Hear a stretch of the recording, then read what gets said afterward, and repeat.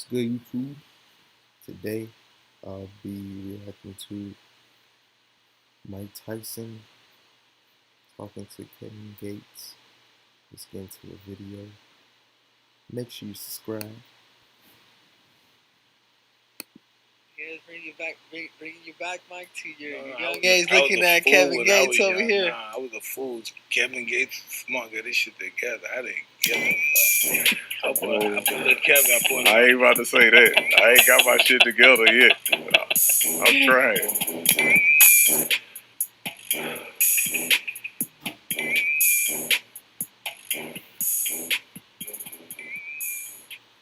What's up, everybody? Welcome to this episode of Hotboxin with Mike Tyson. I'm your co-host, a.k.a. Triple C. Henry Cejudo. I'm Mike Tyson. We got the baddest motherfucker on rap right now, man. I'm Mike Tyson. Kevin Gates, brother. You kill me with that, bro. What's up, man? Come on, let's get a round of I'm applause Mike here. Tyson. What's up, everybody? What's up? You're sleeping, Mike. That's all that man said. I'm just really taking it all in. Thank you for having me. Nah, nigga, we love you, nigga. I love you more. It's fine. Where you from? Louisiana. Louisiana. What? Baton Rouge. I was in New Orleans with Baby and them from.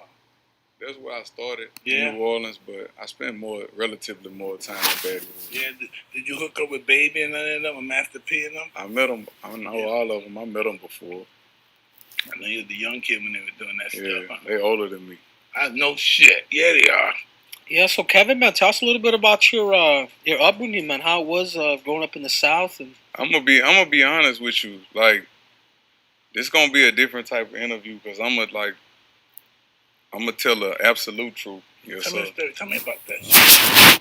It's a real racist place, like being in Louisiana, just being down south, period. And I'm still kind of breaking that stereotype, you know, in my mind. Still kind of breaking, like, it's a barrier. It's an unspoken So you barrier. look at yourself as an activist? Never. No. The greatest teachers teach without teaching. I don't want to stand at no pulpit and be like, hey, y'all follow me. Just look at the way I live my life and judge me based on that. I know. Kind of sucks. That's not how the way it goes. It doesn't go the way we want it to go. Yeah. You see you, I'm going to follow him. You can't stop them from following. It's just that way. Yeah. That's a feel, man. You know, it's all love. Yeah, I don't want to be no leader. I never wanted to be no big leader. You can't, oh, man, you're already a leader. Yeah, what you going to do? What you going to do? No, I'm saying, what you going to do? It's been adorned on you by God. Yes, sir. You know what I mean? Now you gonna say God made a mistake?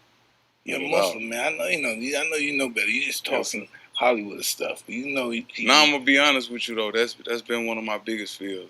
People following me, like all my life. I knew I was chosen. I knew.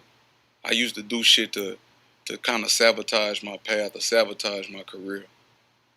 Same thing. I used to sabotage my own career. I would get in my own way to keep from having to carry out this great responsibility that God bestowed upon me. It's called, what was it called? Survivor's guilt. You ever heard about that? You heard that, survivor's guilt? No, sir. That you feel guilty that you made it and the other guys of which you didn't make it. They were smarter than you, had more organization than you, but you made it. Right. They had more family than you, more everything, more artillery, more everything than you, but they didn't make it. But it was set for them to make it. They had everything to make it that you did, but you made it. Right. did you have that, Mike? Did you feel that what Kevin's talking about about boxing? Yeah, I knew I was special. I used to always think I was Jim Brown and Jim Kelly from Three the Hallway and shit. Yeah. You know, but I was always in my mind. Like if somebody picked up me in the street, I'd be scared and run or something. It was always in my mind. And when I had that first fight when the guy killed my pigeon, it was over. First time I fought every day. I must have 3-4 fights a day. God, is that when? Because I just saw your documentary too on CBS. They did a good job. Is that when you discovered your ability, Mike? Yeah. And so the guys who used to pick on me taught me how to, hit the guys, knock guys out and go in their pockets and get their money. So the guys that used to pick on me, after I started fighting back, they became my friend. Then they showed me the ropes, how to rob houses, how to pick pockets, snatch chains, and all that stuff. Oh, damn, like that. They all became my friends. Yeah. How did this unfold for you, Kevin, with the rap career? Obviously, it took something devastating for Mike. Somebody killing this pigeon. For him to discover, the sport of boxing. For you as a kid, man, what brought you into the rap game? It was an escape for me.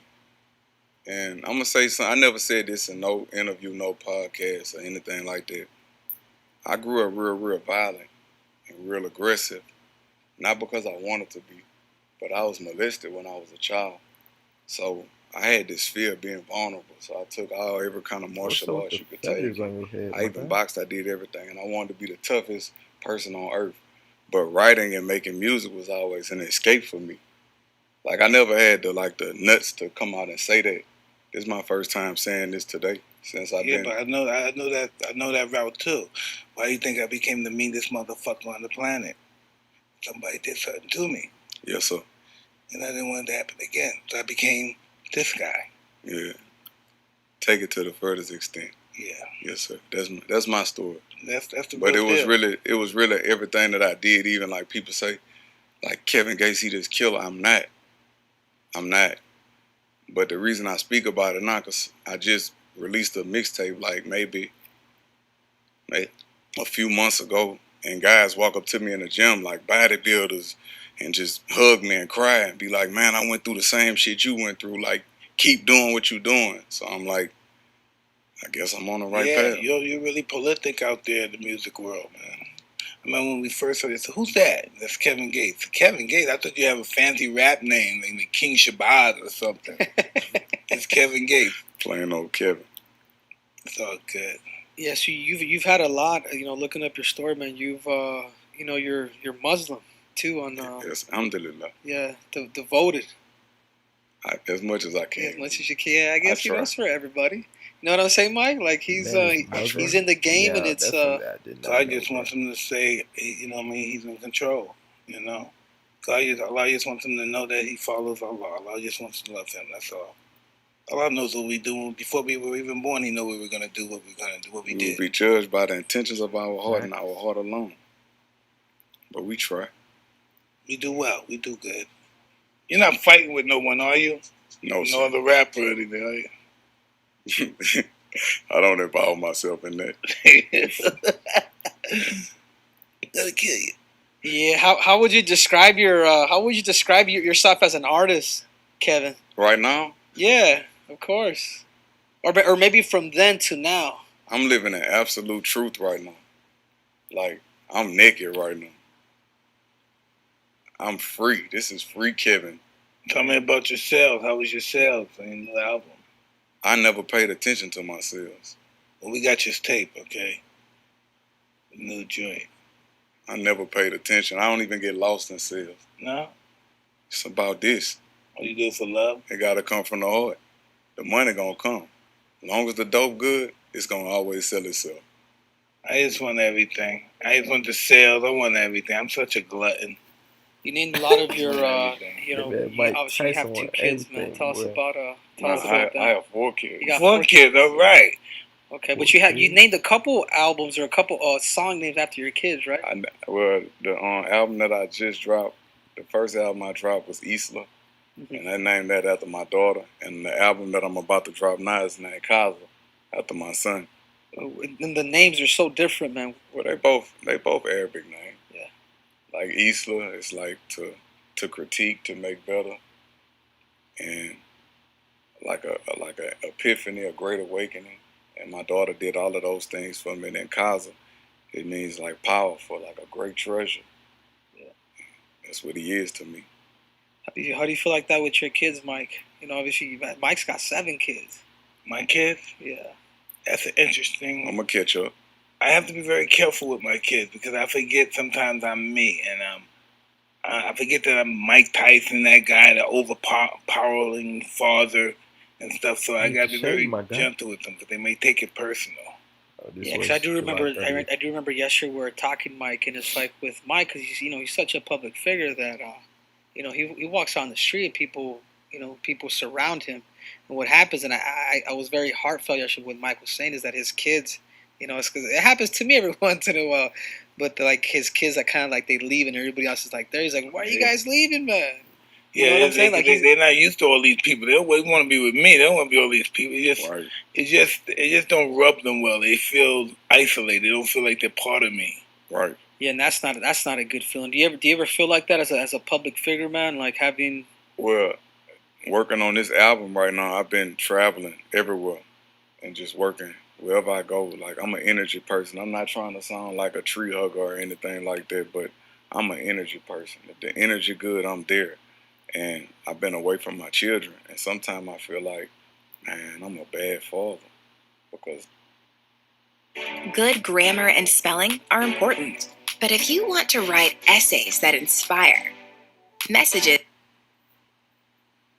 I'm away from my children. That's the hardest thing for me, is being away from my children. I don't like that either. Yeah.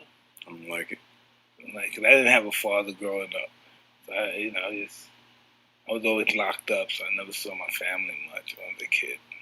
Yeah, man. Talk to us a little bit about because you've been dabbling on it. You have a blueberry farm. Oh, yes, sir. Yeah, You mean like the fruit blueberries? Yeah, like That's blueberries. what it sounds like. I'm talking about they look like grapes. Really? They big. What did you do to make them look like grape? We just love the land. Yeah. We love the land. It's, just the energy that we put into the land. But what was it about? Do you have that entrepreneur spirit? Like, are you trying to dabble into everything? Not really. It's just really been about following my heart lately.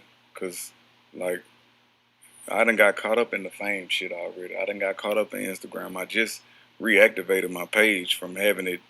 I was gone off Instagram for like 6 months. And I wanted to know me. I wanted to be free all the way in its entirety. And we didn't even know that we was going to do what we did with the farm. That was just our dream. And Facts, you know what I'm saying? But probably just gonna let it stop right here because 48 minutes. You know what I mean? So, thanks for watching. Make sure y'all have a good old day. And I'm gonna upload. I don't know, I'll find something else to upload, but thanks